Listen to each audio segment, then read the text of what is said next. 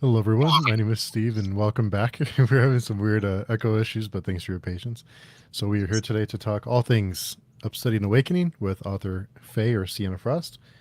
Faye, thanks for coming by to chat all things Obsidian with you. I'm excited to talk to you about the book. Yeah, thank you for the opportunity because I don't think an author loves anything more than discussing her book with a reader. Awesome. I'm sure people will start trickling in here in a second. But so, for anyone who hasn't read the book yet, can you give us like a non-spoiler, just kind of pitch for it? Um, yes. Well, it's a book. Uh, I there's this blurb I've been asked to write to describe the whole book in the most ridiculous blurb ever, and I think it happens to be one that best explains what it is. And that one is actually life is full of shit in a fantasy without dragons, and that's what it is. Your Obsidian is fantasy with no magic, no dragons, no creatures whatsoever. It's more like historical fiction, but it's fiction. Everything is made up, uh, but mostly it's just about a bunch of people who's where fate has dealt them a really bad hand, and they just have to try to survive that somehow and pretty much live with it. I really That's want, yeah. what it's all about. It's human relationship, it's human nature, it's humanity in a nutshell, and they clash. Oh yeah, yeah. Yeah, that's a good. That's a good. So I wanted to talk to you a little bit because I'm really impressed with the paperback version. So can you tell us how that all came to be? Because it's very. I have some pages tabbed, but it's all the drawings in it, and the presentation is really nice. And I Thank think, you. especially for a self-published book, people expect it to be, and we know better, but people expect it to be like not very well put together. But this book is above and beyond. In regards to presentation, it's very neat and organized and very sturdy, and it feels like you know it's nice to hold. So, how did that all come together? uh, the I have the privilege of being a publisher already. So I've been publishing magazines, in-house magazines for my business. I run a pet supply business. I was doing the layout and everything for our in-house magazine for 20 years. So I have the software. I used InDesign for it, and I used to design magazines. So that's why you get those integrated photos and drawings into the text, which is not often seen in books, in fiction books. Usually it's just one page photo and then the text next. And I had this idea. I didn't even want to create a paperback really because I'm an e-reader. I don't I don't read I don't even read from paperbacks anymore. But my readers from Wattpad really want a physical book, and I wanted to give them something because they've read the book. Some people have read it twice, and I didn't want to make them buy something that's just the same as what they had for free. And I wanted this to be a gift mainly for my readers, my existing readers at Wattpad. And yeah, so I thought, well, I have the program, I have the skill set to do this, and I wanted to deliver something different. And I took the time. It took a long time because when you do something like that, you have to do everything by hand. It's not automatic. I have to go through the images. I didn't illustrate them myself. They're royalty-free images that I bought, but I think the most time-consuming part was finding the right image to start the chapters because I wanted them to represent the emotions you're going to get from each. sort of like an intro music to the chapter, and that's the idea behind it.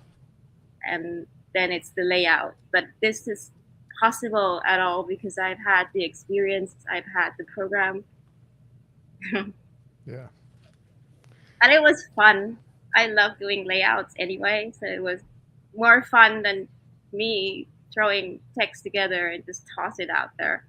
It turns out that people love the paperback. I didn't expect to sell more paperbacks now than ebooks, so that was a good decision. But yeah, it started out with me just wanting to give my fans something special. Well, mission accomplished there. And Yeah. Tyler's here. Greetings. Yes, the paperback is amazing. I wish traditional publishers did interior artwork more. True. Yeah. So, yeah, there's lots to get to. When after I finished it, I had some notes written down, and then I went back to try and get some questions and some of the major plot points together. And there's so much in this book. There's so much to talk about. So, first, the introduction I thought was a perfect way to start this book. I think it kind of sets the tone and it kind of lets you know what you're in for. That was actually the seventh or something chapter in the book originally. Hmm. Really.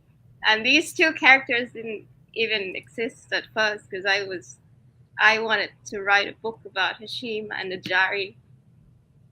And I just wrote, and then these guys just turn up around chapter 7, 8, and then I found out they have a story of their own. And it just went from there. And the original readers at Wattpad were reading those chapters, I think 7th or 8th chapter. And then when I was querying the book, we had to move around the chapters a little bit because if you want to hook the agents and everything, the first chapter has to be the strongest one. Mhm. And so I got some. I discussed this with my readers, and it's weird because you would have to get to the end to know where to begin. I didn't know where to begin until I got to and it made sense because a few people said you ended with them, you should begin with them, That makes and sense. I've always thought it has to begin with Hashim because this is his book, but that made sense. Yeah.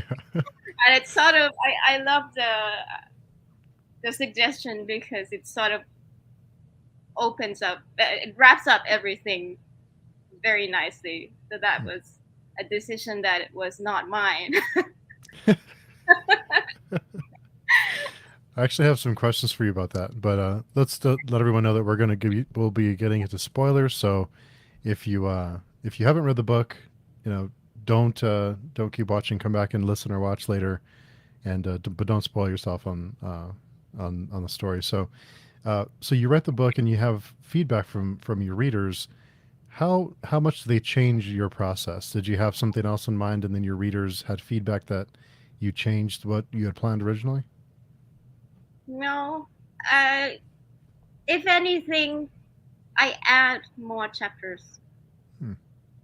I don't change anything in the story that is against the way I do things. I'm a pantser, and everything.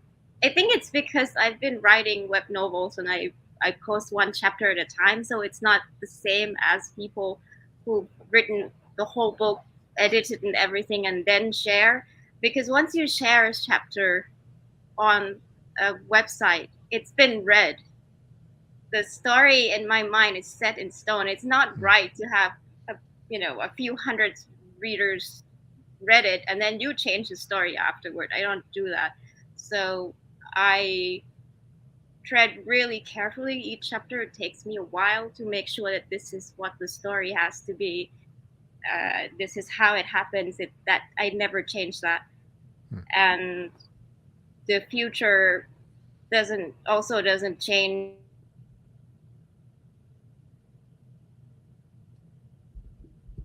more of Lazura. I want to see this scene explained. I want to see the request I get most often is I want to see Hashim in Russia Week. Back then, his life before then as an assassin, because I didn't do that a lot in this book, so he didn't get to show off, and I ended up doing that as extra chapters. Some of those become extra chapters, sort of fillers that I short stories that I give to my readers. Some of them I take the opportunity to add to the future scenes, sometimes as a flashback, sometimes on scenes that I wasn't going to go into detail about it. I go into detail because readers request that they want to see more of that scene, more of this character doing this. And those are the changes that I do. And something that struck me pretty quickly in the book is the question of, would you rather live behind walls with security and little or limited freedom versus being free and being vulnerable or kind of fending for yourself, not having that certainty of, how you're going to eat, if you're going to survive or not. That was really kind of the for me throughout the book is the question of, what would you rather have? Would you trade freedom for security? Is kind of the is that something that you were playing with there? Definitely, because I've always said this book was written because I've spent time with Mongolian nomads. And I've sort of had my eyes open when I was staying with them, because everything that I've known has just changed. My point of view was changed because I mean, it's a living condition.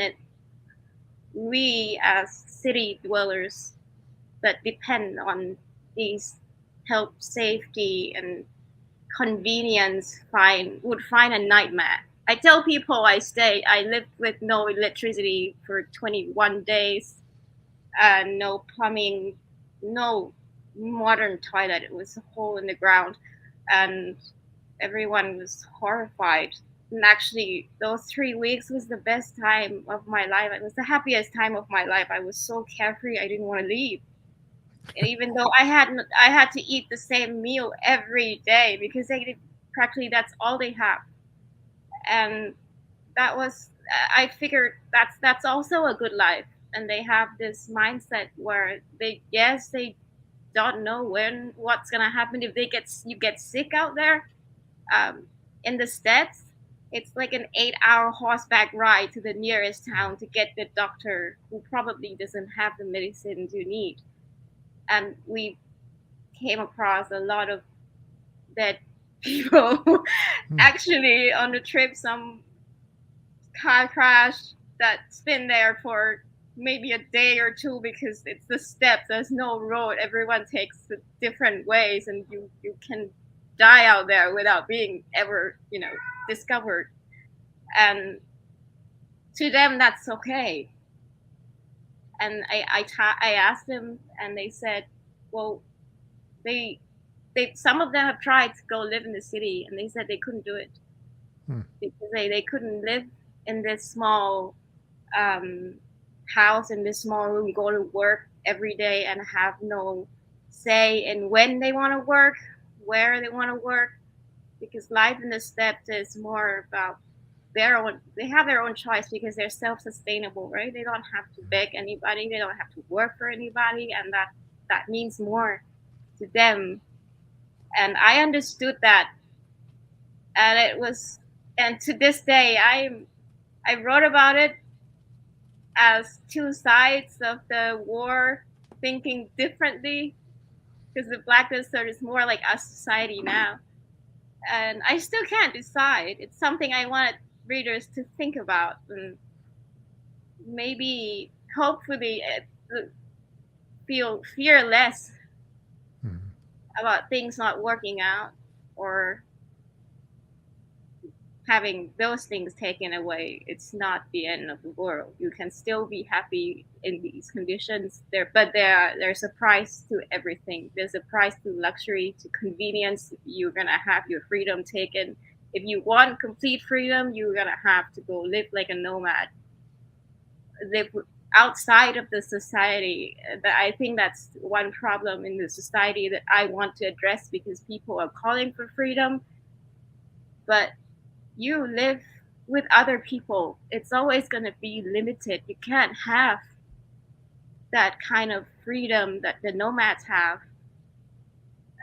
When you live with other people, you got to go live in a cave somewhere. Mhm. And yeah, I think that's a problem I see in the society today, that people look for freedom. They want freedom, but they don't want the responsibility to the society that provide them the convenience. Yeah. Well, one thing as you were talking, it reminded me of one of the tabs I have is Wow. on page 296. It was you couldn't count on people who barely had enough to eat, sacrifice for the greater good. You managed them, filled their purses with coins, sacrificed a few goats or people to keep them happy.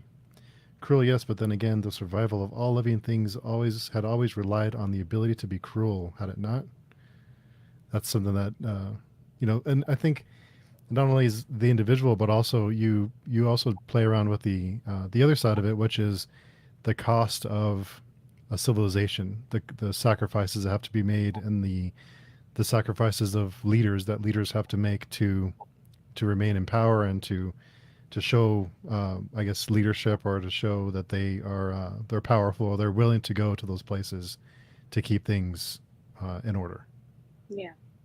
I think that's a less seen perspective for most people who have not led a bunch of people, because it has, it also has to do with the fact that I'm a business owner, and I have to take care of everything, my customers, my employees. And I also see the point of views of my employees, and they often have no idea what I Mm, have to go through, the hard decisions that I have to make.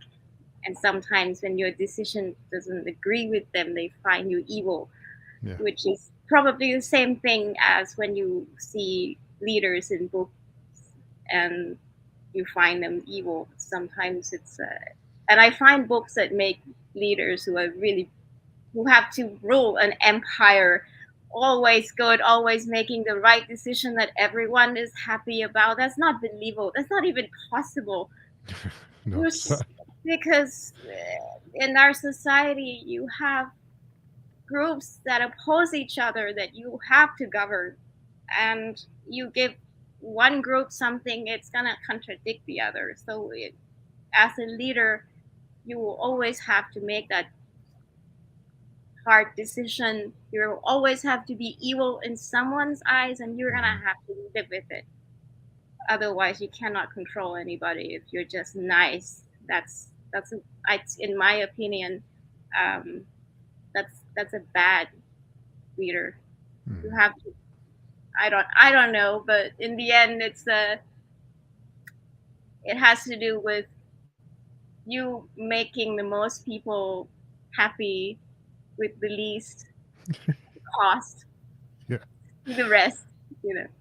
There's a picture. As I was reading, I took a picture of one of the quotes. Is there's only now and what you do next that is how a leader is made and change is accomplished. It's having that short memory and just doing what you can and moving on, not dwelling on mistakes, because then you'll never get anything accomplished that way.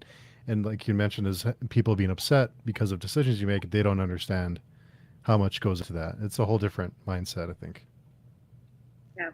I I wanted to see that in books, and I don't get those. I get It's more like my frustration going into this book as well, because I would read books and I would see them making everything look so easy, and they're not seeing this problem.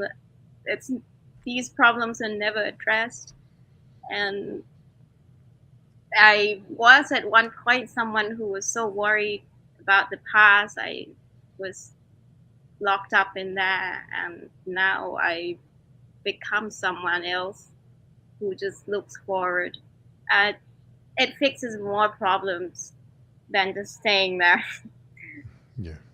So that Yeah. was something I wanted to share from my experience of having grown and happier and made everything better that way. Because it really, I mean, you can fret about what the mistakes you've made for a while, yeah, but only for a while. Hmm. And from then on, you just have to go forward. I think that's part of I think part of the what makes the character so compelling too is that they just keep they have to keep going, even through all, and they go through a lot, but they find that strength to continue after all the things they've been through. So So isn't that required for all of us, though? mhm, It is sort of a yeah, reminder to my readers as well, because this I said this is a book I want to leave for my children because I think they need the reminder that this is what it takes to survive in this world. So yeah, yeah. yeah. There's some more quotes I want to get to, but first let's get to Dajari. I think Dajari, I'm guessing, is most people's favorite character, right?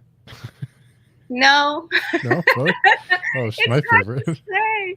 It's hard to actually. You are the first. Really? Oh, I thought for sure as in, like there's a Dajari fan club No, already. Oh, okay. I think the biggest it's Muradi with the Hmm. and Sahara. I mean the couple. I know a lot of people who read it for the couple and they actually request more of the chapters, and then I think Hashim comes second. Hmm. But actually, the Jari is loved. The Jari and the Surah, they're both loved. But if you're asking if most readers are reading it, like who most readers are reading it for, it's probably the couple. Oh, hmm. I thought for sure. And I Did you? love I thought this. for sure. I love hearing this because it means that all of my characters work for someone. I I have this fear of, when you write a multiple POVs, people tell you, oh, you can't go for more than 3 or 5 MCs because everyone is just going to care about one or two. And I love hearing different readers say this is my favorite character and it's different from everybody else's. And it means, oh, okay, it works. They work for everybody, works for someone. Hmm. I love hearing that. Yeah, I'm surprised. I thought for sure Dajari would be the the most beloved character. I thought for sure. But she's one of my favorite characters in fantasy. I think is safe to say. And she has a charm in the book. She has a charm that helps keep her calm. And I wonder, do you have a charm? Is that something that you have that you gave to her? Uh, no, I don't, but I like symbols. Every book I write has a symbol, but also one of the most successful thing I've written is a fan fiction that lasted 7 years, and that was the most read work I've done. It's been translated like to 7 languages and shared Wow. everywhere. And that one has this kind of charm. I use the Cartier love necklace and key for the couple, and throughout the book, that was the one thing that held them together. Hmm. It became a part of the relationship, the symbol, and readers love that. I love that concept, and I wanted to do that here in my original as well. So that's the idea of I want her to. I because I've done this before, and I see the importance of symbols like that in the relationship. It Hmm. can bring a lot out, create a lot of situations where you can tell whether they love each other that much. And Hmm.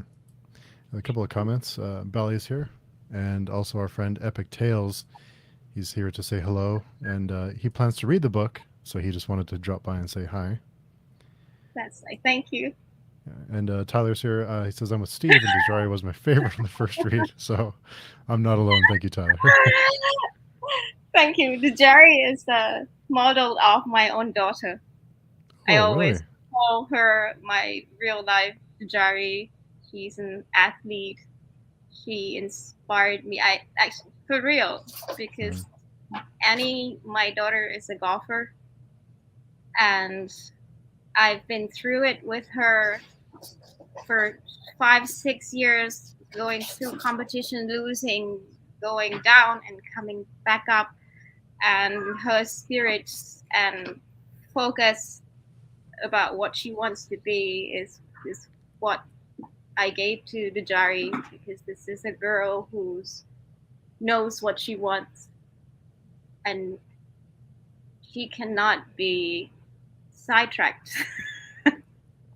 Yeah, I think. I love that about her, about the Jari, because she's always so clear. This is my decision. I'm gonna wait. Nobody can pull me off this path, and that is going to be her downfall, sort of, in the future. Because you in life you really can't. You Hmm. can't do that. It's funny because I was the reason one of the reasons I really love Dajar is because of the expectation of her just to kind of you know just be a wife and have children and just because that's be her only purpose. And despite all of that and what she goes through, she's still determined and she's still strong and holds it together. And during during the and I was about about 200 pages in. I was like, well, it's not like too dark. And then when she gets assaulted, that's when I was like, oh, okay, this took this okay, okay, I see now.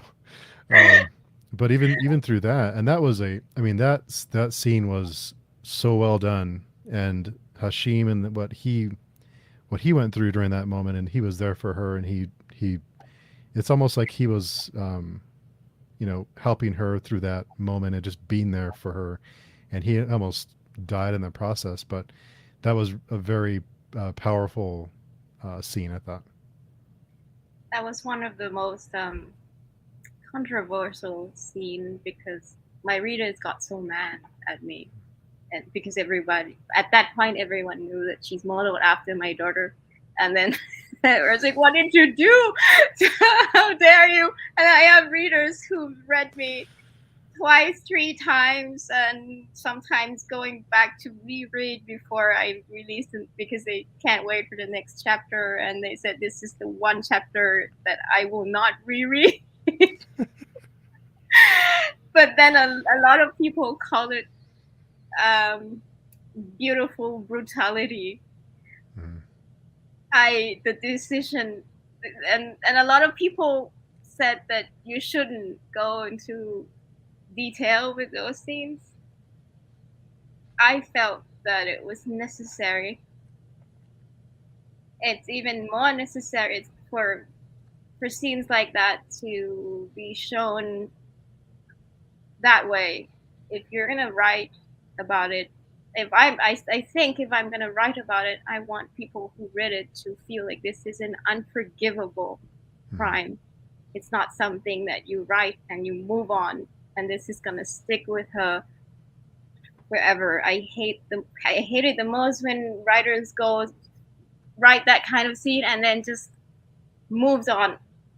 It doesn't, life doesn't go on the same way for people who have been through that kind Mhm. of thing. And yes, I dragging it over all the way to book two. It's probably gonna be there in book three. The Mhm. effects of it, yeah. Yeah. And I think it also um, solidifies the relationship between the two of them in a way, because when two people go through that kind of trauma together, they're inseparable. They have this bond. I think that's the part where they bonded Mhm. the most, actually, because she's been through what he's been through and he understands it. I think that the most hurtful part about me was that he understands exactly what she's going through and he had to watch it. Mhm. Yeah, and I love writing hurtful scenes like that.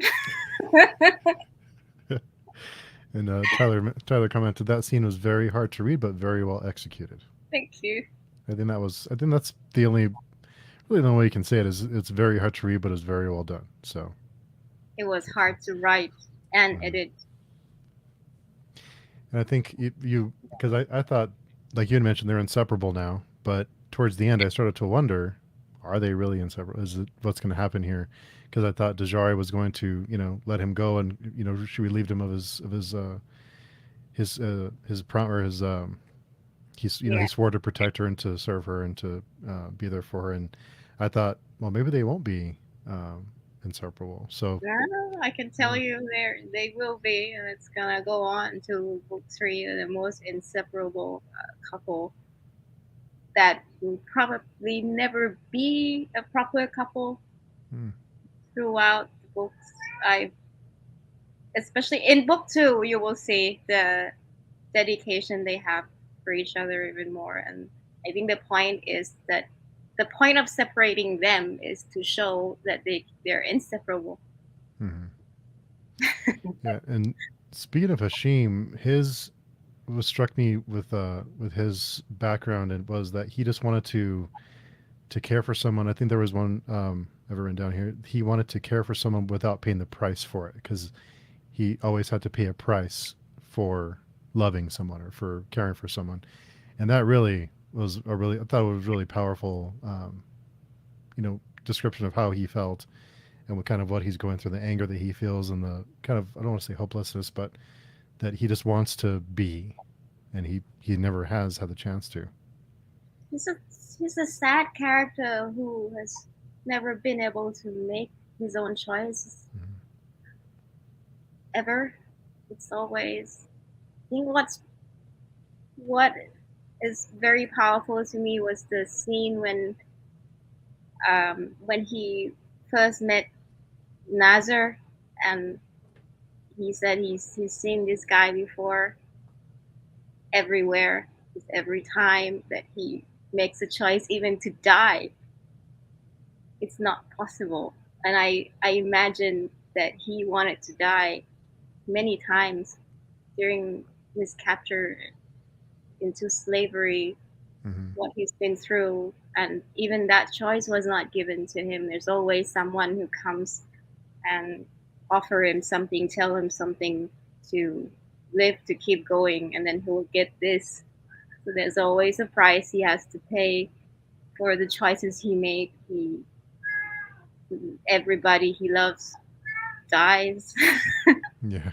was taken away from him, and the last one, which is Mara, which is the beginning of his chapter. Uh, he is actually the key to everything because that was the woman that he really loves, and he decided to walk away, and then she died because he walked away, and then a part of that was him wanting to fix that with the diary. He says it's not, but I think I don't know any of my characters. They just tell me these things as I write. But this is the funny part. When I talk to my readers, I would always say I think this is this is how he feels, and then I don't know if it's gonna happen or not. But yeah, I know as much as you do. So do the characters take on kind of a plan of their own sometimes, or do you kind of direct them in the right place, or I is it don't. I just never along for the direct them. ride? No, no, I never direct them. Hmm. I every time I plan something, I think this is what's gonna happen. They say, nope, that's not how it happened, and it turns out to be a better story than I can write. I always say to my if I write a book, if I plan a book, my plot sucks. It Hmm. just turns out to be the most cliche thing and boring stuff, expected stuff. But when I let them take the wheel, they turn into different directions. And there were so many events like that that just changed the whole story. I actually wrote a girl for Nazar, a wife for him. That's when was planning. I even wrote excerpts about their first meeting, their conversations. I still have it on my hard drive. And she was supposed to be Baku's sister. Hmm. And then that turns out he's in love with the brother. They were like, what? And Yeah. I didn't find out, when that confrontation scene that he had with Baku, they were still enemies. I had no idea at that point until he walked into that tent and found, like, I found Baku in the tent. And I'm like, what are you doing here? Well, I think I was more surprised than you were, but Jesus says, sounds like another great book to add to the collection. We'll need to rewatch this in the future after reading it. Thanks for putting this on my radar. Well, thanks for coming by. Oh, And thank you. yeah, that that. Well, first let me ask you about the hunt because I was curious where that idea came from. Was that a tradition that you read somewhere, or that was has actually happened, or where did that idea come from about having this like hunting ground and that tradition? Um, Partly it's from Nadam Festival in Mongolia.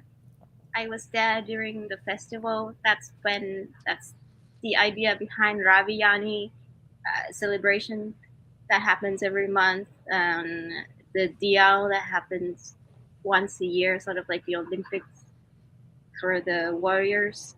What happened during Nadam in Mongolia is that every village, every settlement comes together once a year. The dam is once a year, and they compete in archery, horse race, wrestling, all kinds of warrior sports, and then the winners go to the capital to compete in this like really big event. So it's inspired by that, and and by me watching the horse race Hmm.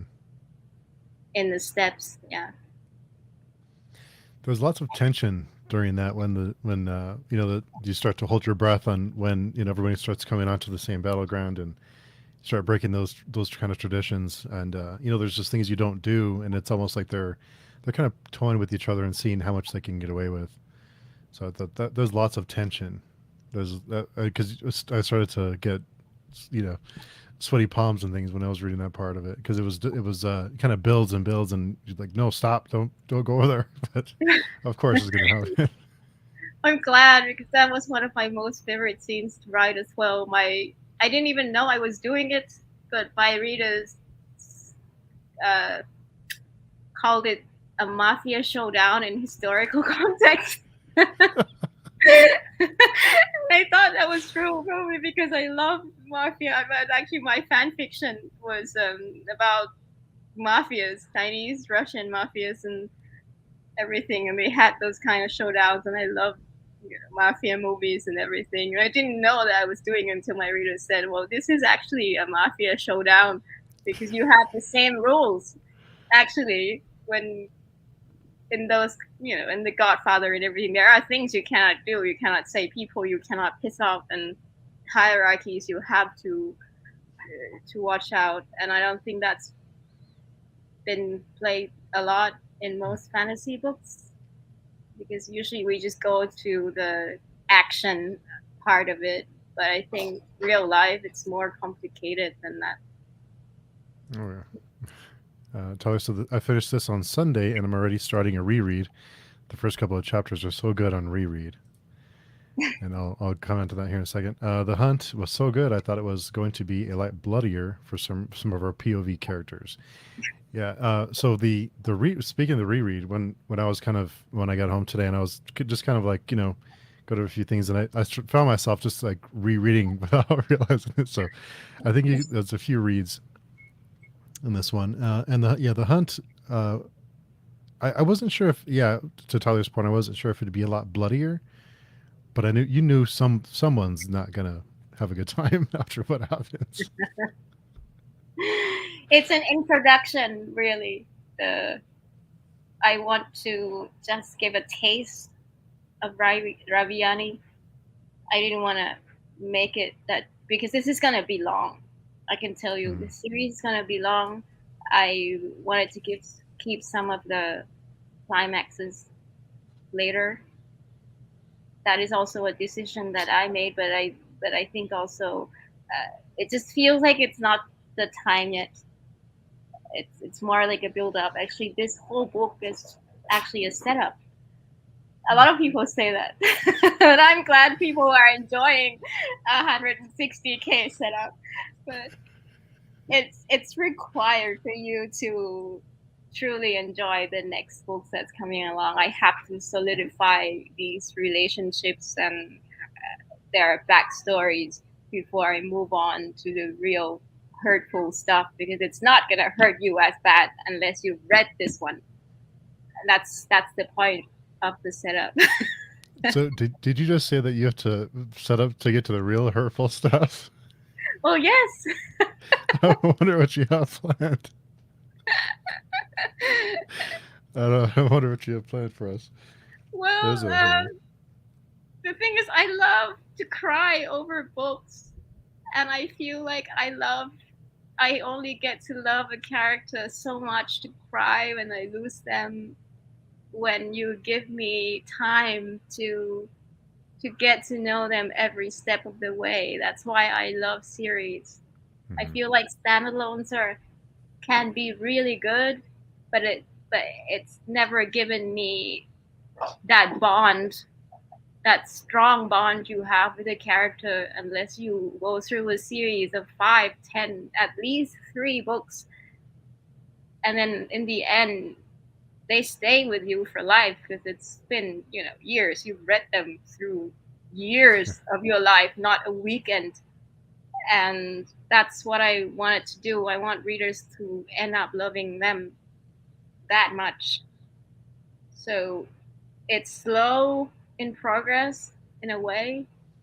I try to add events that are, not boring, but if you see, like, the whole book is about war and the war hasn't happened.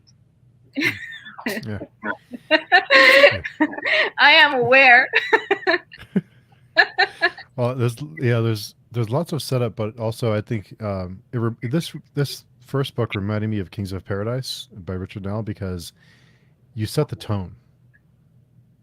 The tone is set, so you know that bad things are going to happen. So I really like that about it, is that you once you set that tone and you have that, you throw it out there like anything can happen.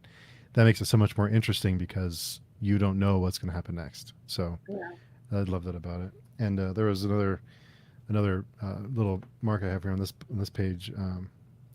On page 207, guilt was always easier to live with than failure, just as it was always easier to turn a blind eye to things and blame someone else. That was something that I really love that line. I was having one of those days when I read that, it made me feel better. So Well, I try to find reasons people do things a lot, and I feel that a lot of times me and a lot of people dwell in guilt. We love to stay there, because it is easier to just blame ourselves, and sometimes even for attention. I suffered from insecurity for a long time. I know that sometimes I dwell in my guilt and bad stuff that happened because I wanted somebody to feel sorry for me, which mhm. does nothing, which is just gonna keep dragging you down. And it is harder to face that you failed and then move on. It's a lot harder. Yeah. But Isn't it? that's Yeah. also something I wanted to leave for my kids. Yeah, that's really something that's really important too. Is that it is easier, and you would think it'd be easier to just you know, but it's the opposite. It's not always that easy. So I love that line. I thought that was great. Thank you. Yeah. There's I'm a being quoted. I love this. Yeah, I was requested by readers a lot to compile them and release a book of all the quotes in Obsidian. I think that's what I'm going to do Hmm. one day, because there's been quite a few requests. Yeah. There's another one that, and speaking of war and keeping keeping order is on page 311, um, and and because sometimes the only way to live with the nightmares was to replace them with less traumatizing, newer ones to focus on. It worked for me. Hmm. Yeah, and at least a better nightmare than the ones you've been having. So that it's yeah. There's so many there's so many great. I take pictures when I read of pages and I go back later and mark them off. So I had a ton of pages marked. That's what you do when you read from paperbacks. Because I Hmm. highlight these things when I read from my e-reader. Yeah, that's one of the things why I need to read from an e-reader, because I love to keep all those notes from every book in just one in my hand. Yeah, I carry them everywhere every time I want to reread a passage that I really love. It's easy to find. yeah. There's so many great lines, and I love that you have the quotes in the beginning of the chapter too, along with the artwork, because that also sets the tone for where we're going. It's the idea from the doing magazines, how in articles just pick one quote from it and show off what it's about. I think that really pulls you in. Yeah, it does. So I guess getting back to the hunt, Nazir and Baku. I'm probably going to butcher everyone's name here, but I was really surprised when they ended up having this relationship and they were lovers for so long. I after their showdown and after what happened, I was like, well, okay. so, so I can imagine how you felt when you wrote it. Yeah, I didn't see that happen either. I was shocked. I was like, what happened to this girl? Now she has nobody. I gave her a name and the whole backstory and everything, and it was not used. But they end up becoming the maybe the most beloved couple in Obsidian, really. And then a lot of readers just really love them. And I love that because they're all like guys and girls. They love this gay couple. And Mm, I feel like this is also done very little in fantasy. They sometimes show gay relationships, but not, um, they don't make it just another relationship. right. Well, I And thought, yeah, and I have. Let me see if I can find it really quick. There was one oh on page 435. Nazir realized that he regretted many things, one of which was never telling Baku he would be the man who killed him. That's some setup right there. yeah, and it changes throughout. I didn't even know that it could change. It changed a little bit in book two, but it may come true again. It's a vision that that he told me he had. I didn't plan it. Just one day I realized that he had this vision, and it was such a joy to imagine him going through that. And I realized later that's why he's been, um, reluctant about staying in this relationship, because he knows it's doomed from the start. Because that's one of the things with Nazar that I really wanted to write. Everybody writes an oracle, like somebody who's gifted and privileged, and I see it as a curse. I'm someone who doesn't go to fortune tellers because I feel like knowing the future is scary. Yeah, And just imagine if you're an oracle and all your visions have come through and you have to live with that. So that was the part where I said it feels like having lived his whole life when he was 10, when he was talking to, the Jari. Because just imagine if you know what happened. Everybody said they want to know what happens, right? yeah, What's gonna happen in the future. They want to know. I don't want to know. I just imagine knowing. Life is pretty much meaningless, and especially if you know the bad stuff. If you know this person is gonna die when you're 30, this way, yeah, and that you have, and maybe like in 10 years, and that whole 10 years you have to live with it. And I think that's a curse that he yeah, knows. Just imagine Narza knowing everything. His mother's gonna die. Jari is gonna be assaulted. He actually see things that happen when he's not there, when he's not supposed to see, and knowing his future with his lover is doomed from the start. Do you? And that's a big question for that I want to leave to readers too. If you knew that you are not going to succeed at something, would you still do it? Hmm. And Yeah. it reflects on it's perfect with Baku with his personality where he says he's not gonna run from a fight that he can't win because in the end at this age I realized life is all about the journey. It's not the end. You don't we don't know if we're gonna end up succeeding in life. You can't live like that. You gotta take what you can from life, right? So I try not to depend on hope that things are gonna end up well. And I think that's the most important message of this couple because they know if you know you're doomed, are you gonna still gonna live well, or are you gonna stay alone and suffer all your life and waste all that time just because you fear that it's not gonna end well? But the truth is that every day you have, if you gain happiness from life, counts. Yeah, that's something that I wonder too, is because of course we see, like you said, we see oracles as, oh, they have this gift, and it's that must be so great to know what's going to happen. And Yeah, then throughout the book, I wondered. It's one of my notes here, is that, is it a blessing or a curse? Is it a, because it's a huge burden to know what's going to happen, or at least to even have an idea. So yeah, I did think about that a lot. Would you want? Would you want that? Would you want that ability to do that? I don't know if I would want to. But I no, definitely not me. I find him the most tragic character, one of the most tragic characters in Obsidian, because everyone is already living through this nightmare every day. He lives through it every day, plus knowing it in advance. yeah, it's it's scary. Yeah. yeah, and of course Zahara, is Zahara one of the most beloved characters from your other readers? Really especially okay. especially women.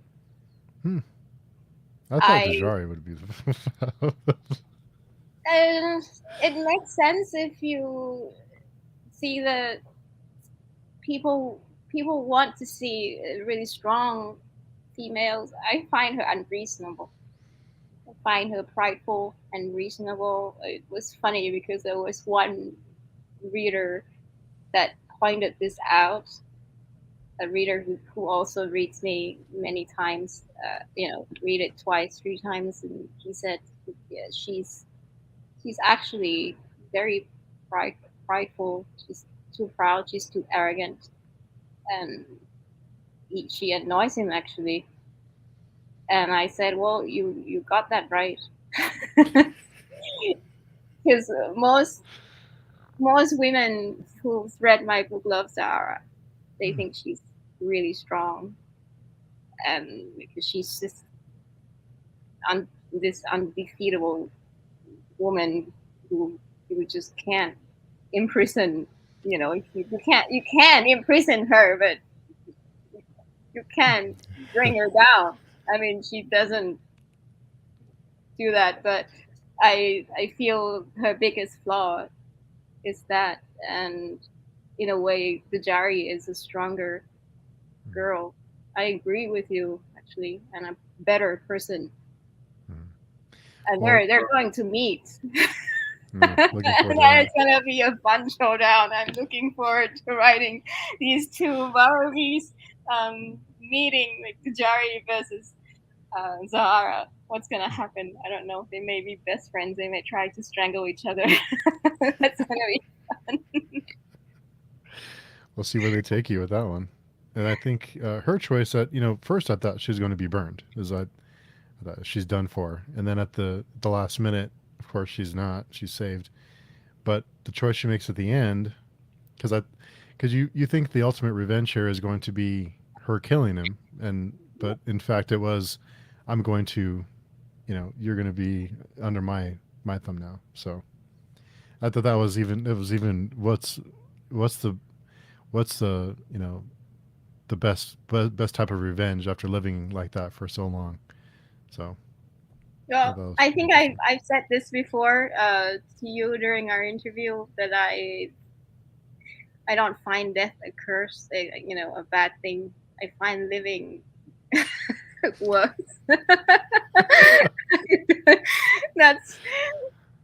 that's that's why I was thinking it's not, and it made sense because it's not enough. I think of what Zara would feel afterwards. She spent her whole life wanting revenge, and suddenly when he's gone, what's gonna happen? And deep down, you know that she loves him. Yeah. He tries not to. That was the hardest part of writing Zara. I have to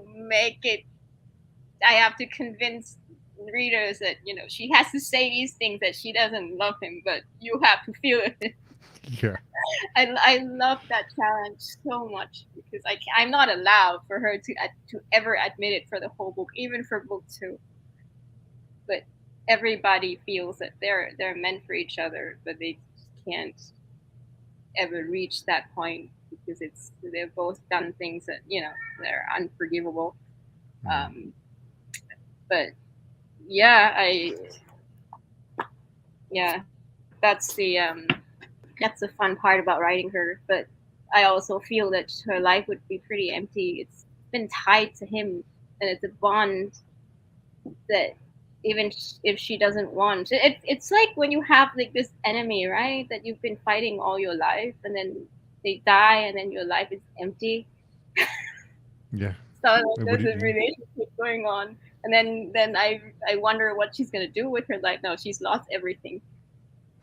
She has nowhere to go back to. She spent her whole life fixed with this guy, and in the end, a part of that is not just for him to suffer, but it's also because she's in denial. She can't let this go. Yeah. Well, her revenge and her hate for him became part of her identity, and so Yeah, yeah, Tyler said, "I don't know that I'd want to be Nazir, Jajari, or Zahara because of all the expectations they have set in place for them." yeah. That's a good point. I yeah.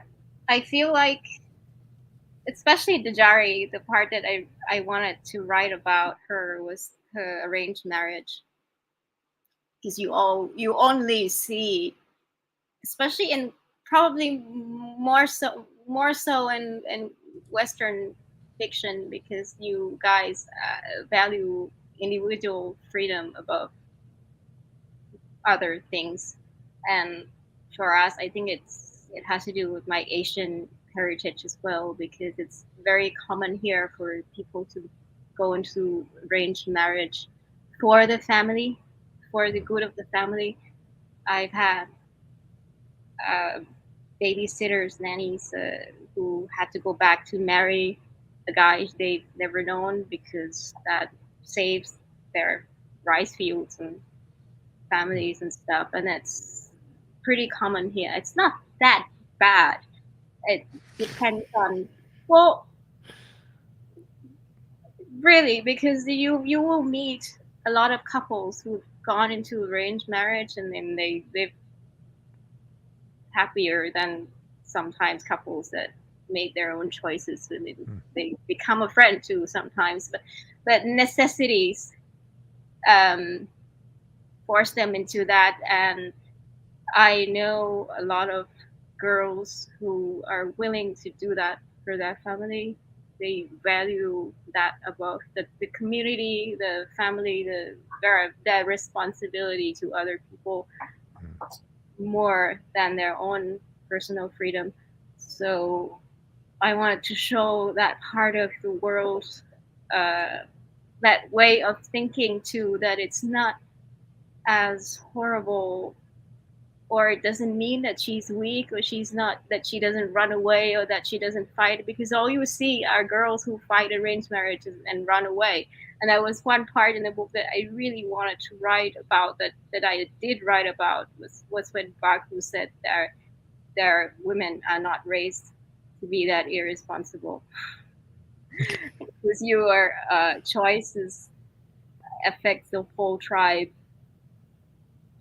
So you can't a princess that runs away from arranged marriage where that's made to secure the whole kingdom or the tribe, the whole community. You do that, people go to war. That's on your hands.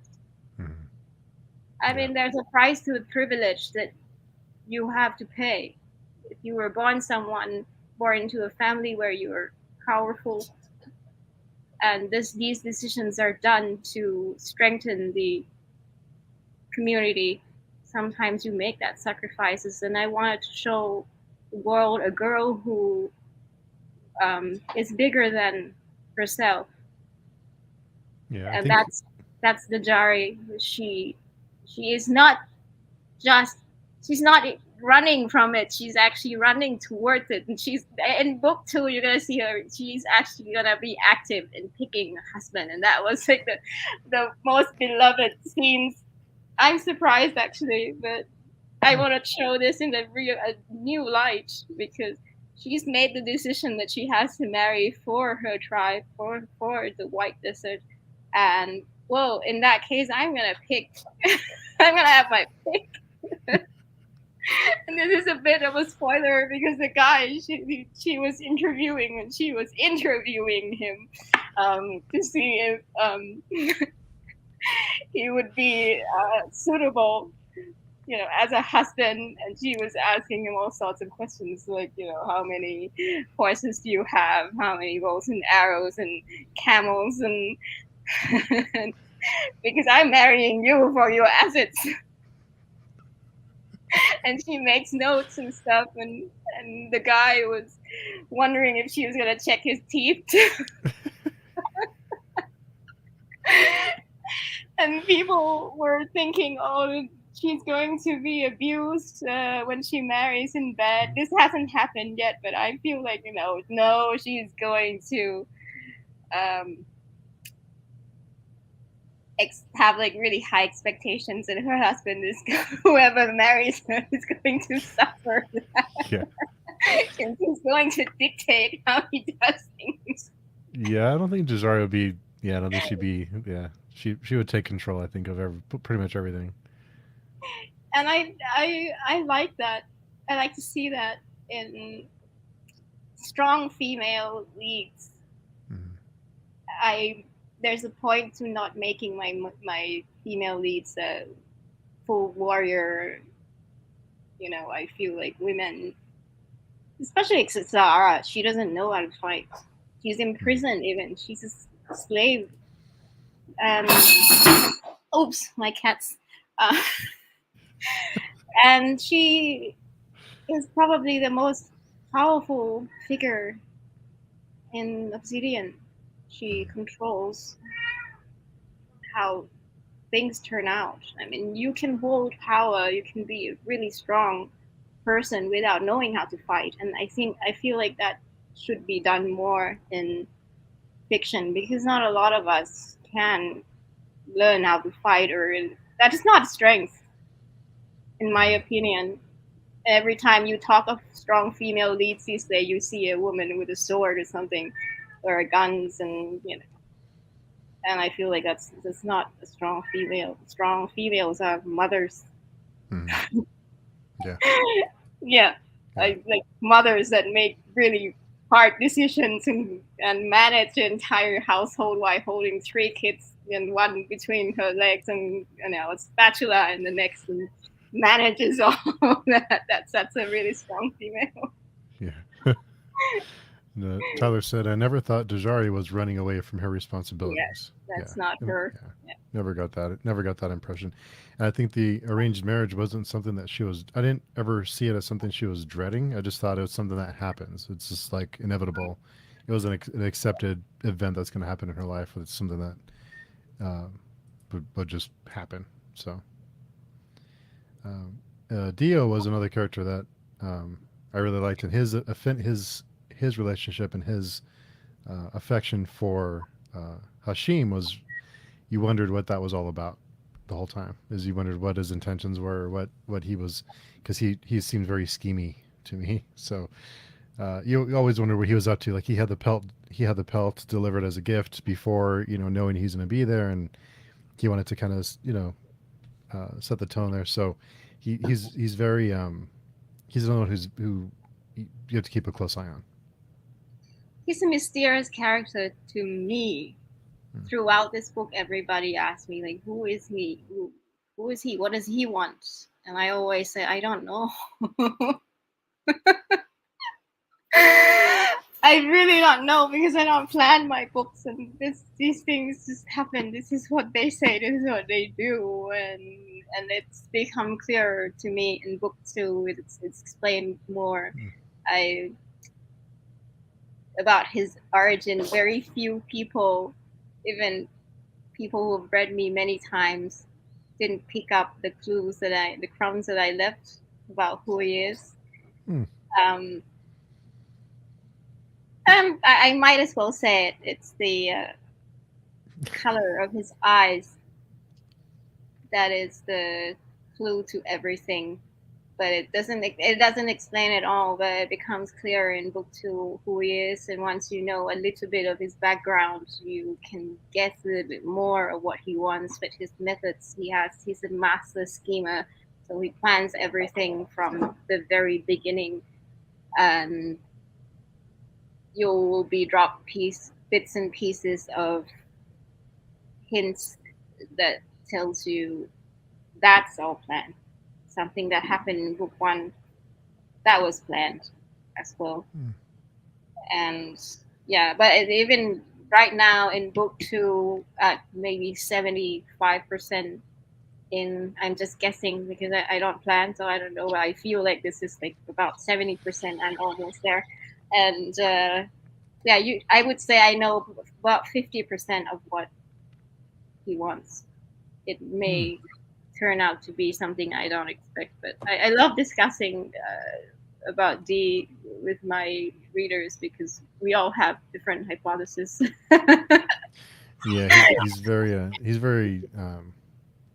interesting. You wonder what his he's because he's always moving places. Always moving pieces around.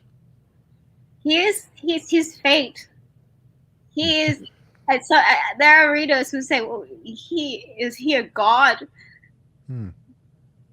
And I'm like, I don't know, maybe. Because in the end, he's the one who I feel like he's always the one who's above everybody else and moving everyone else on this big board. He's a side character, but above, he's looking at everyone like he's, chess pieces that he's Yeah. moving them, and he has abilities that I've hinted a lot. That he also has visions, maybe, Hmm. of things, and he's not like Nazir in the way that he's manipulative. He's more manipulative. So if he has a vision, he's gonna use it to manipulate people, whereas Nazir just goes with the flows. But he's a mastermind, and the third book will be about him. That's as far as I know. It's a gut feeling. The second book is about Lasura. Actually, Hmm. it's Lasura's book, and I feel like the third book is going to be when he really goes into action and shows its control. You know, reveals us all his plan that he's been doing this thing all along, and what things I don't know yet. That is just a hunch. And uh, actually, I wanted to at one point I wanted to rename the books. I will have to redo the covers and everything if I do this. But the first book, you could call it the Silver Sparrow, Hmm. which is more or less Hashim's, and the second one is the Lost Prince, which is more focused on Lasura and his role in it, because he's also a really important character towards the end. It's going to bring everything together. And the last book is the Red Mamba, which is Dee's alias. Actually, when he was an assassin, you'll see more of these in book 2. It may Hmm. be just 3 books. I'm not sure. Maybe I could end it in 3 and then do a spin-off. I'm guessing everything. Yeah. If there's stories are to be told. And speaking of Lasura, he's I really love that he was just like, screw this, I'm leaving. Important, and he's a comic relief in book two. Hmm. Actually, I've had requests to rewrite the entire series in his point of view. Really? Yeah, he really shines in book two. I'm enjoying him so much. I never gotten a chance to get this close to him in book one, and then when I started writing him in book two, things started coming out, and I'm like, dude, you're cool, and my readers love him. And I was like, wow, can you rewrite this entire series in his point of view? And I felt like I would have been picked up by Trad Published if I had done that, because it's gonna be this funny, whiny, sarcastic character talking, and I think that's something most people enjoy immediately without Yeah. background information. Well, it's funny you mention that because her when Dajari and Hashim talk at the end, that was one of my favorite scenes. The scene those two, meet up together and have that discussion they had, and I'm guessing we'll get more about Eli eventually. I hope so. He wasn't planned, he just popped up. But I feel like there's a big history to that, and maybe that's a possible spin off. Well, the first spin off that I promised my reader to do is Muradi's background from when he was a young age. That was the most requested spin-off that many readers even told me to stop the main series right now, and can we have that please? Really?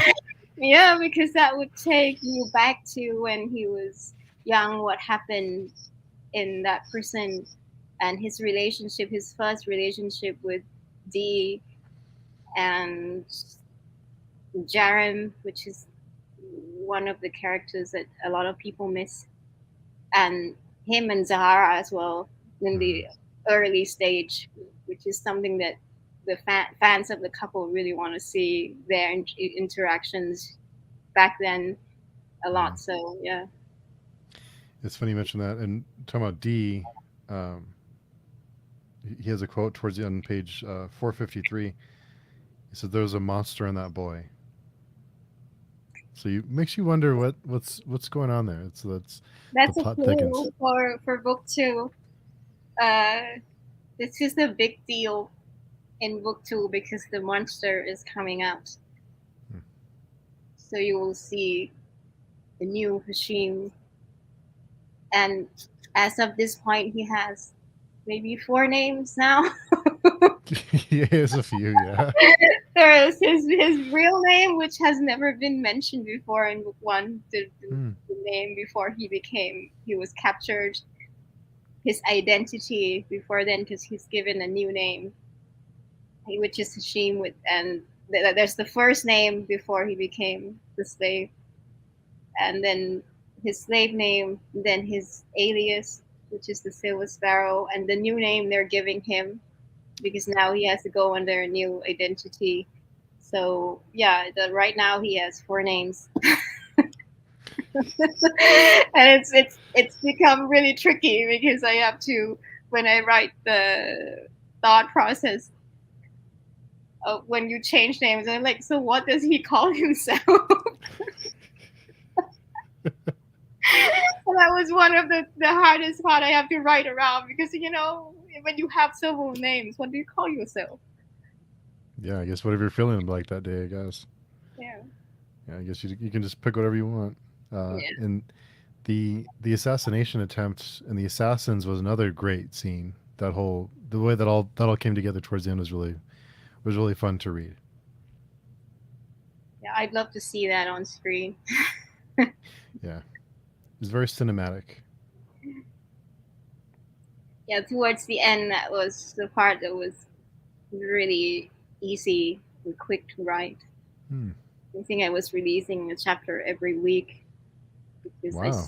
saw it so clearly. Yeah, the Hans was a part where I could release a chapter every week as well. Some Hmm. of the parts just comes, and you see everything that happens so quickly, and other times I have to sit them down and they're not talking to me, and then I have to wait a week, and then they started talking, and then, oh, it's not this guy that wants to talk, it's another one. That's how I choose point of views. It's like it's not even a choice to me. I talk to them, and then whoever talks to me gets written. So once you write all the different once the characters take you on this journey and you write their stories, how do you keep track of everybody and of where they've been and who they've talked to before and who they haven't, or how do you keep track of everyone? I reread. I think that's a part why I name chapters. That's the reason why I name chapters, because it's for me to go back and check, because I hate planning, I hate character sheets, I hate timelines. I don't organize. I hate organizing. I wrote this book out of just one name sheet. It's just a tick off that I've already used this name. When I find good names, I type it into this notepad. Yeah, because I need lots of names. It's a big cast, and then when I already use this name, I put a little mark on it. Okay, this is this guy, and that's about it. And when I need to find something, I go back and reread those parts that's related, and then I write. It takes longer, but I hate organizing, so I don't have those big charts. You have a big wall full of strings and pictures and stuff. No, no. People think I do that because it's a book with a big cast and a lot of plots, things going on, and backstories everywhere. But yeah, I do it the hard way. I reread, Hmm. which And is actually really good in a way, because I pick up what I've forgotten to write about, the details that I didn't write. When you reread, you see those oh, things. It becomes clearer where you're going as well, because you're tying loose ends as I go. I This is the way I pants. I go hmm. back and look at what I've written, and I write the next chapter based on what has happened, and that way you don't get a lot of plot holes. Hmm. Because every new thing you write, I never jump toward a goal. When you jump toward a goal, that's where a plot hole happens, because you're missing the connection and you're filling in the middle, right? But I don't do that. I write from the past. I go back to the past. I reread those chapters, and I find, okay, well, if since that happened, this has to happen, and it's built on top of each other that way. So plot holes is not so much of a problem for me, and I don't need those notes because I go back and find them anyway. And I did have a question for you about the names. It was something that one of your readers brought up on Twitter. But Tyler says, please don't change the titles away from the Obsidian theme. Noted. I probably won't. Yeah, in the end, that was just an idea, because I was looking at the books, like, so, and then the thing about this also is because people keep thinking this is gonna be another cliche uh, title, because the title is like everyone calls it things Obsidian because of its color black. Mhm.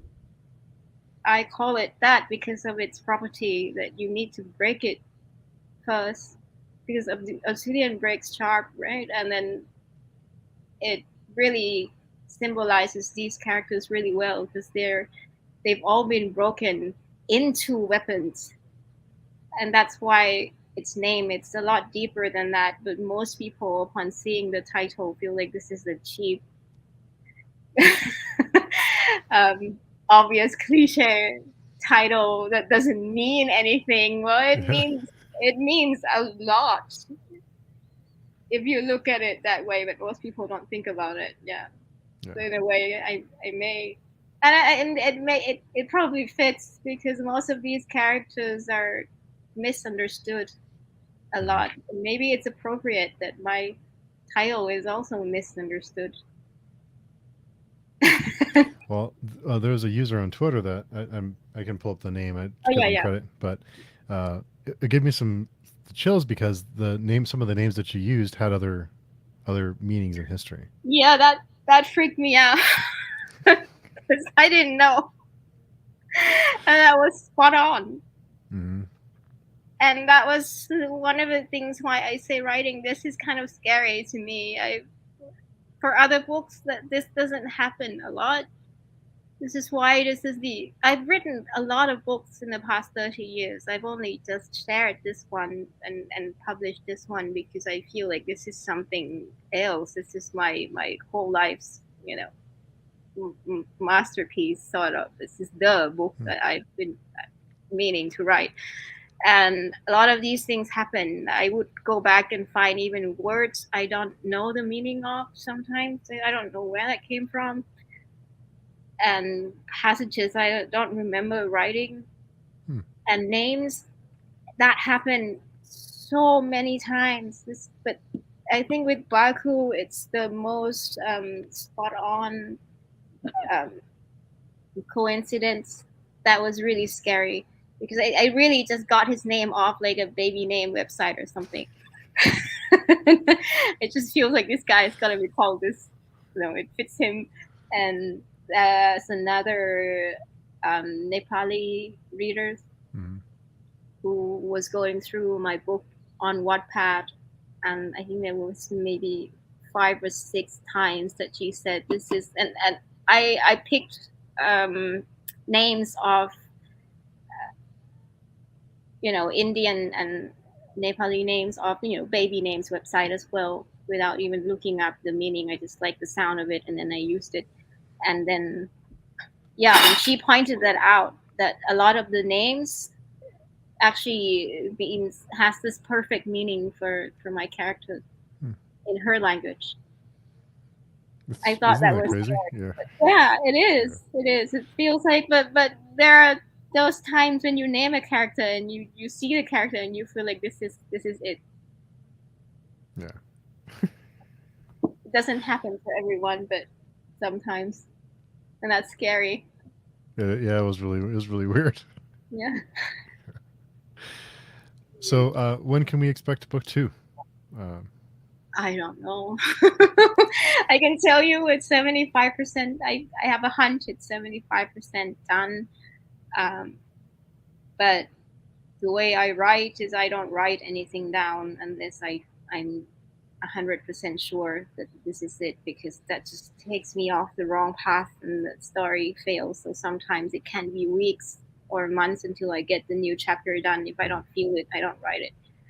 But I think I have a good feeling that this should be done within this year because it's close. Okay. But it's getting a lot more difficult to write. You'll see why in book 2 it gets more complicated. It requires a lot more skills from me to write because of the the monster part as well. I mean I can spoil a little bit, but that he has a double personality, similar to Ruka, but not quite in a different way. And that was one of the things I praised Richard Nell about as well. That double personality transition was done really well. I love that. And but this situation with Hashim, it's more difficult because he's still the same guy, and he switches back and forth. It's more in a more realistic way, and I had to study people with double personality and their transitions and what happens in their heads. That's really difficult to write, and I have to edit a lot to bring that out in the right way. Yeah. Taylor had a comment. The theme of Obsidian is very apparent from the first page, so it's not lost on Yay! everyone. Yeah. So it's not lost on everyone. Taylor also says, I love the short, quick chapters you wrote and how there were several of them for one character in a row. Yeah. Short, quick chapters. You mean like the fillers? Yeah, I think it's like like Malazan, there's trying to read that series now, and the chapters are so long. Some of the chapters are really really long, and it confuses me when the chapters are so long and it Ah, jumps so many yeah, places in one chapter. So having the chapters kind of separate and shorter helps, at least helps readers like me keep up because I'm not the smartest, I'm not the sharpest one in the shed, so I need some help sometimes.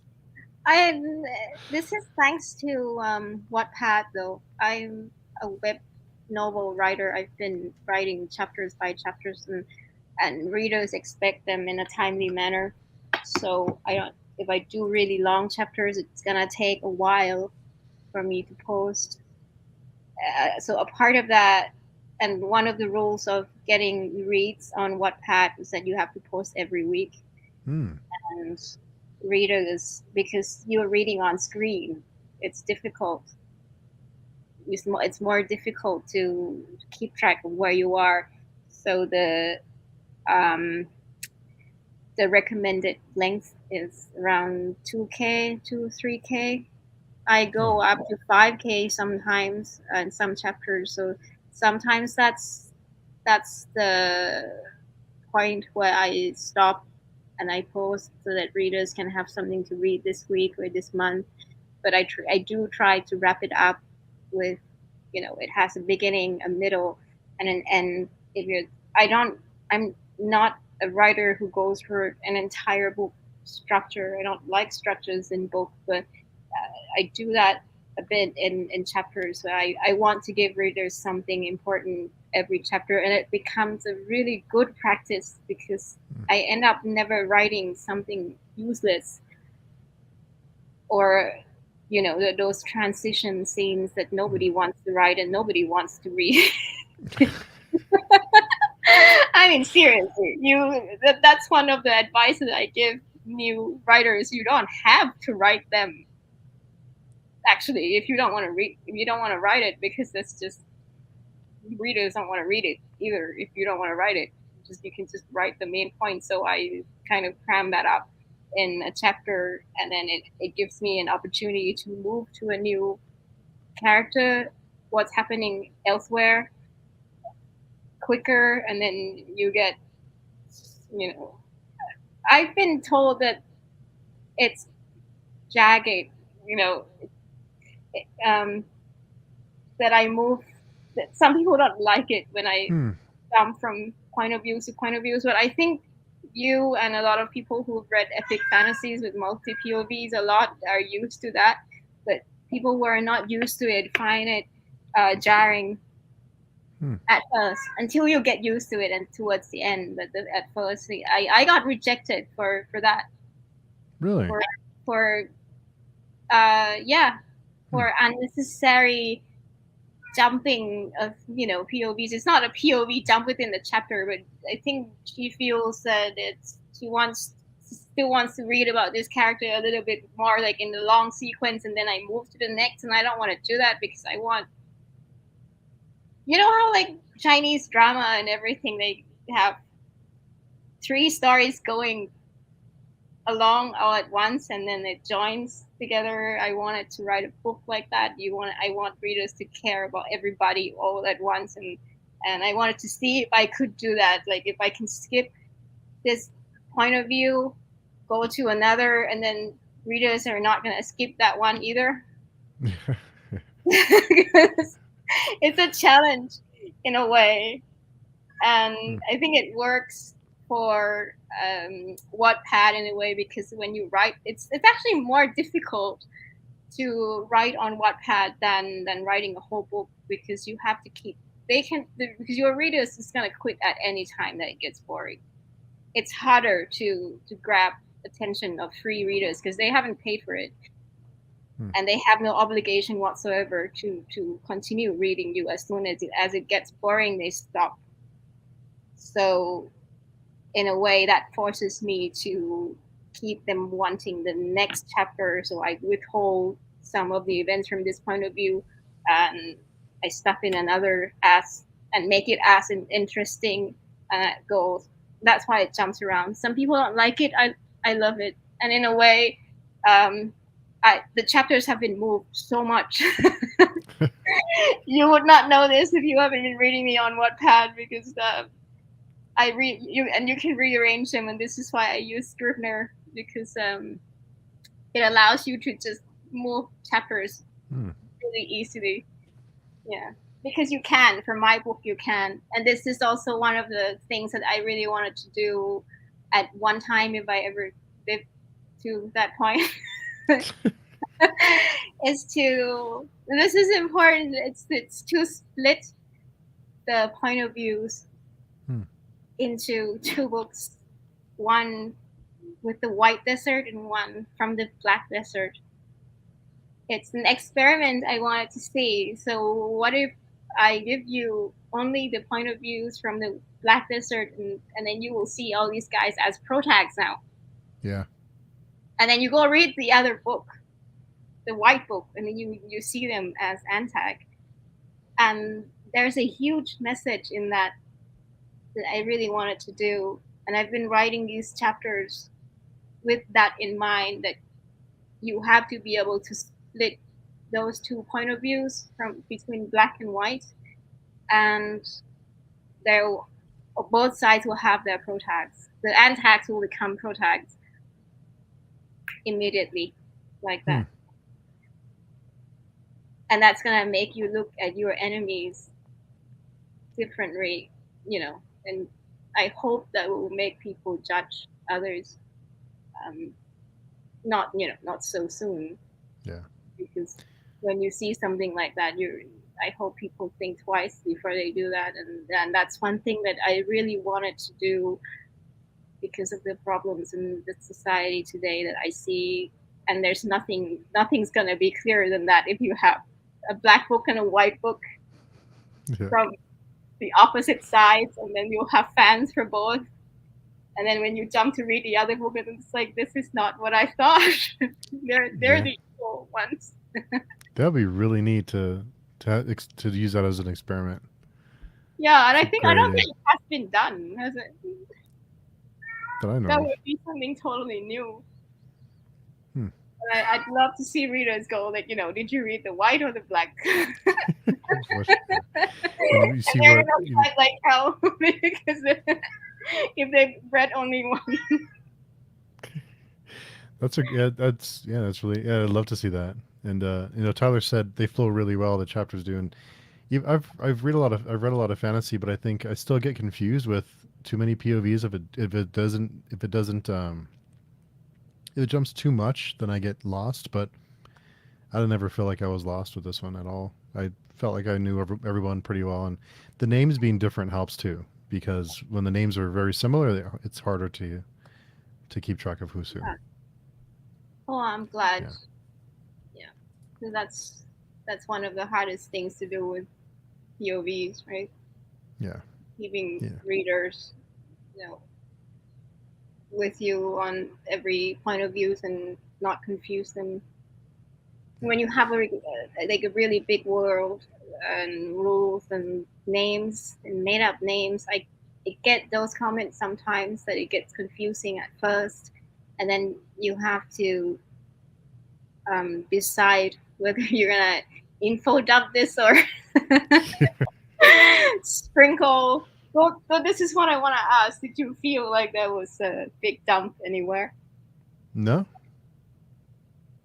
I didn't ever. There's been other books and I have felt like that. And there's been other books that I have felt like that, but no, I didn't feel it. I thought it flowed really well, and and some people like info dumps. Some people actually think they're good, but I'm not one of those people. But no, I never felt that way. Yeah, I like them. That's why I worry. Oh, okay.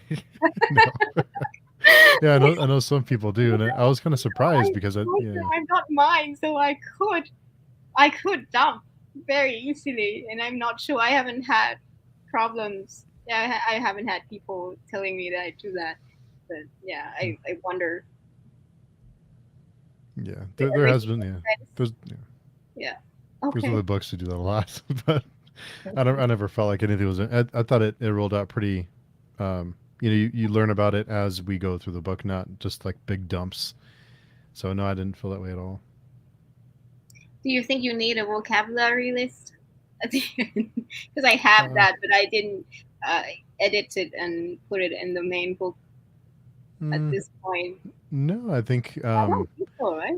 no. The only thing I looked for that because when I was writing my notes for this, I was writing down character names, and I was looking for character names and how to spell each one. That's the only thing I think is like a character list, but that's the only thing I could think of. That's good. Yeah. Yeah, that was the only thing because um, just to because I was just making sure I had the names right. So but that was the only thing I looked for that I was curious about. But other than that, I know I some miss people that. enjoy maps, but I misspell their names too. yeah, yeah, some of them are I some sometimes of them are remember long. Yeah, because you have father's name and mother's name attached to their first names as well, yeah. and I sometimes have to go back and look and think I don't remember your mom's name actually. That's the trickiest part because when I name somebody, I have to make up two names, not just one. So it's extra work, but I like that, and I like the fact that girls take their mother's name and guys take their father's name. Um, Hmm. I don't think I've seen that either. So, Hmm. and I feel like Well, why should girls take father's name? yeah, yeah, I didn't realize that. Makes sense. Yeah, that's one of the part I wanna do to change like the presence of uh, uh, gay and being handicapped and everything. I don't want that to matter Mhm. in this world. I want a setting where everyone is just seen as humans and you're free to just love anybody you want. Like, who has time to care? I mean, Mhm. technically, when you think about it, when you live in a world like Obsidian where life is that hard, you don't actually have time to mind other people's business. No, you don't have time for that. You have to survive. It's like, oh, he likes a guy, so I got my battles to fight. It's not my problem. I don't have time for your problem to judge. And I feel like people who do are kind of privileged in a Mm, way yeah, yeah, because yeah. There's no time on your you hands. gotta have time to go around and judge people and think this is what you should do. I mean, it's enough that you deal with your problems, and in a way, I feel like that makes sense for my world, Mhm. and also because they worship a goddess, Yeah, and that changes the game. yeah, and That's something that I don't see a lot for cultures as well. Most of them worship like a yeah, male deity is like the biggest one, and I wanted that to change, and I think that changes the female roles. I think religion has a huge role in shaping our views of women and men because hmm when you put a god as male, that's absolute now that men is gonna be bigger and has the final word in everything. When you worship a goddess,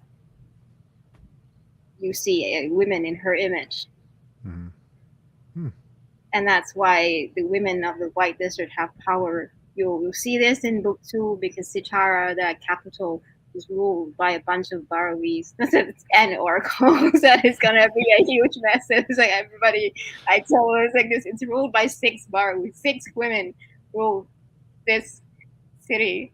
That's gonna be chaos. Imagine six Saharas in the Dari Oh yeah, that's gonna be going at fun. each other's throat, and there's um, a big um, thing about the book two is when the white desert becomes the bad side. You see the dirt. They're the protag side on the first book, and then I'll show you their dirt Hmm. in book two. And actually, Sitara is much more corrupted than the Black Tower. The White Tower is worse, and there's more problems because and I love this. I didn't even think about that at first because I just created this secret city that only Barawisan oracles can enter, Mm-hmm. and white warriors, right? And then I started writing book two, and I realized, well, what happened to children born in the city who are not Baravis or oracles? Because in my Yeah. world, it's not magical. It still follows the same, uh, natural genes kind of thing. So you can actually pair Baravis and oracles. They're all silver hat and still have black haired boy born. So what happens to those kids? And they become garbage of the city. They're abandoned, and yeah, and that's the whole new problem in the city that I really enjoyed writing. There's a new character who is called it's called an Oran in the new book, and there are a bunch of people who are Orans who are suffering in that city, going through similar things that Hashim goes through by the hands of people of the white that said, whom you've been thinking are the good people. And in a way, even in book one, and this is what people don't realize, they sort people out by bloodlines and the color of their hair. I'm surprised that not a lot of people pick that up. Hmm. And you're thinking that these are like really good people and everything, but they're actually very discriminating Mm-hmm. in a way. They actually sort people by bloodline and their appearances, and that hierarchy is very clear. It's super clear in Sitara. You it's a caste system over that I also want to address. And yeah, but I'm surprised that this is probably the problem with discrimination and racism as a whole, because people don't realize Yeah. what they're doing. Yeah. And eventually I will make themselves realize that is who they are as well, for the white desert, because they've always thought they were just. This is what Muradi said uh, earlier, that you think I'm evil. I mean, what have you done? And we don't think about that sometimes. No, we don't. That's the parts I'm really looking forward to writing. 'Cause I hate the idea of good versus evil, white and black, and I name those deserts white and black as to symbolize that people like to do these things, Mm-hmm. but it's actually more gray than that. So Tyler had a comment. So I'm gonna butcher these names. So just you can laugh at me if you want to. So Zain and Salar Muradi are some of the best written leaders I've read. Please excuse the spelling if I got them wrong. I get them wrong too. Don't worry. So yeah, so I'm sure I misspelled them a bunch of times too. But yeah, they are some great. I think they're not only them as leaders, but to Tyler's point, is just the price that they pay to be the leader. Kind of like what we talked about earlier is the burden they carry to be a leader. Yeah, Yeah. I like I said, I want to show that a lot more, and they're like the same guy from different sides. And a part of writing Zion was that I wanted to show that he's also a monster. He's as big a monster, maybe a bigger one. Mm-hmm. And there is also a chapter in book two called "Monster Bigger Than Zion," which is about his trainer, his sensei, sort of regretting that he's created this monster who was actually burning villages and stuff, and that was his mistake. Zion was a mistake, but still he remains a respectable leader, a well beloved character. I wanted to show that side for both Muradi and Zion, that because when we see only the results of what people do, we judge them really quickly that they must be horrible. But I think for everybody, there's a side to them that is good, Mm-hmm.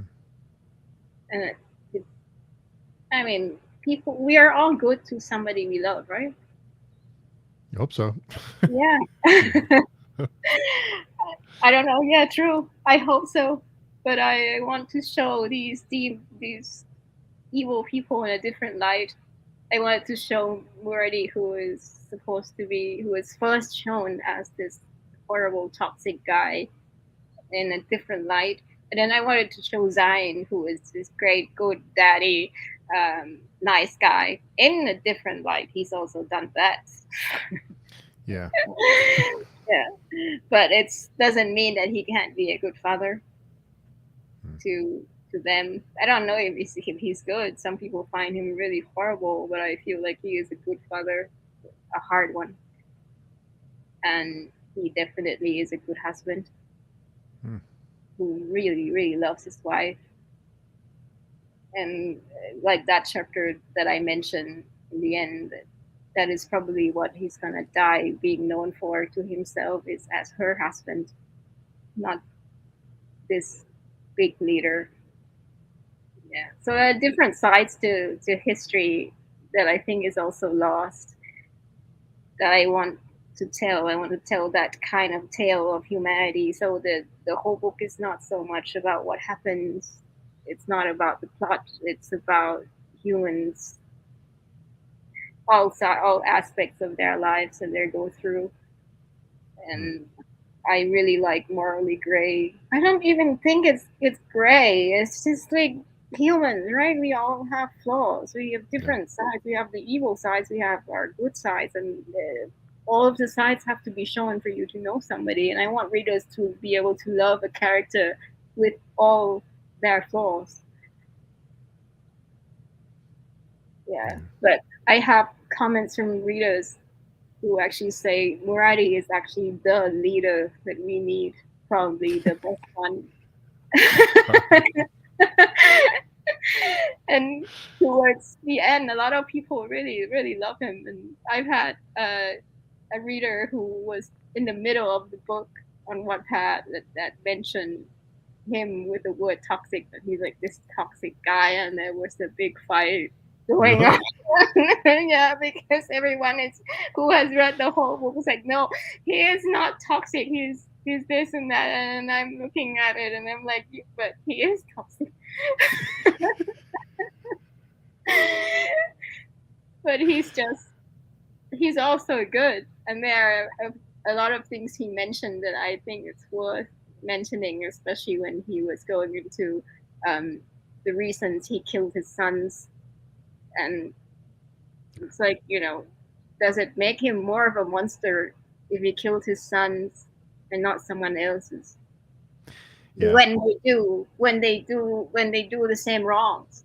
I mean, to be fair, you've got to be willing to kill your own kid if you really want to be fair. If you're that hard of a man, if you put leadership of a country first, then I feel like that's fair.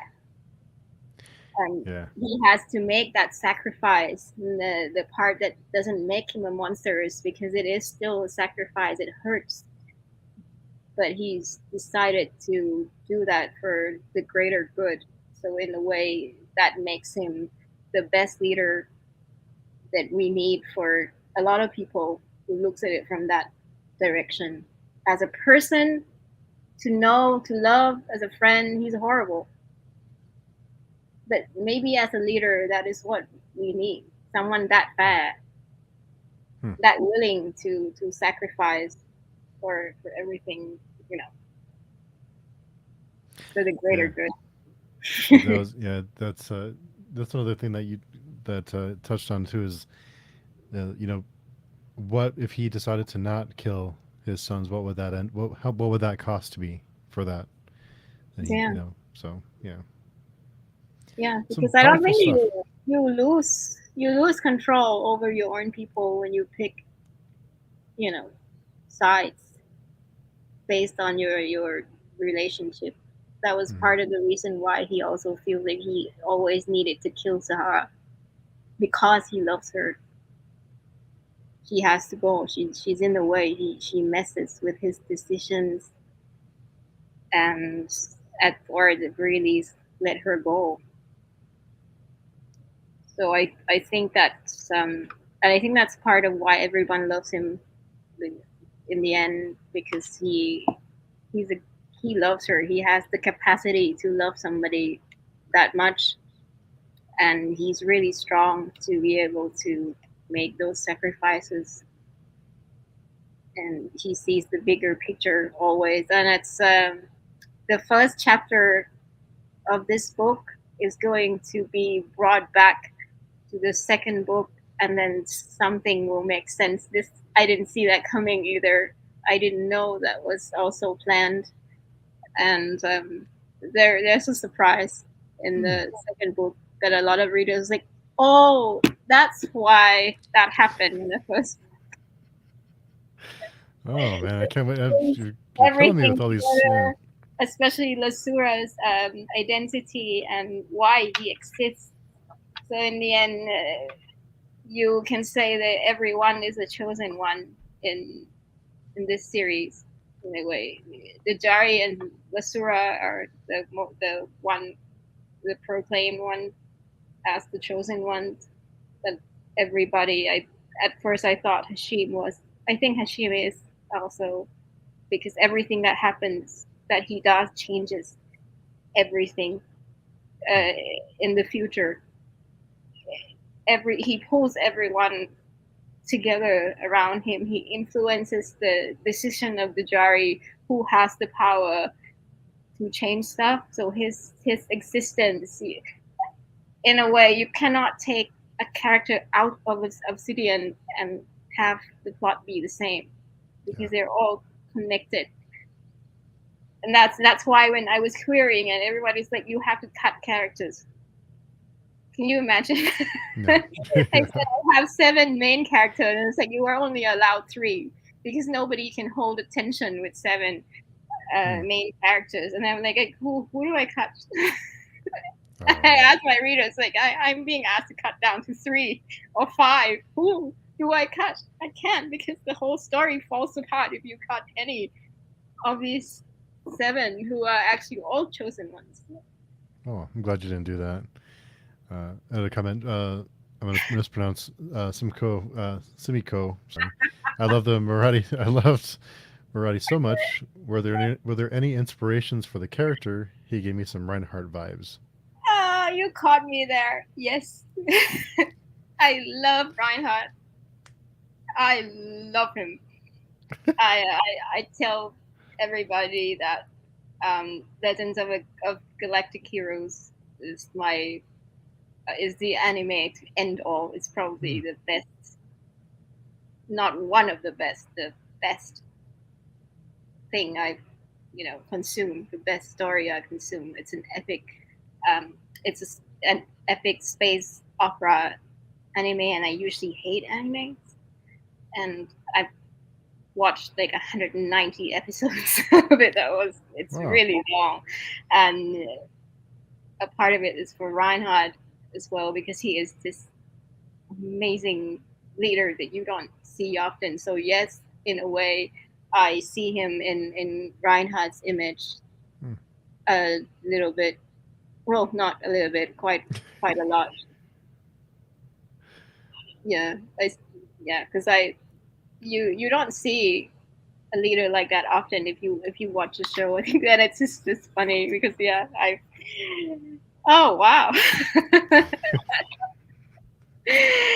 And very few people have watched that anime because it's so long and it's so old, Hmm. and so probably that's why nobody saw it, nobody knows. But people who've seen it probably are gonna see some resemblance. Yeah, What's the name of the anime so I can go watch it now? it's called Legend of Galactic Heroes. Huge, huge cast. There are 2 versions out. One is the older one. I watched the older one. I didn't like the designs on the characters on the newer ones. It's pretty much like Obsidian. Hmm.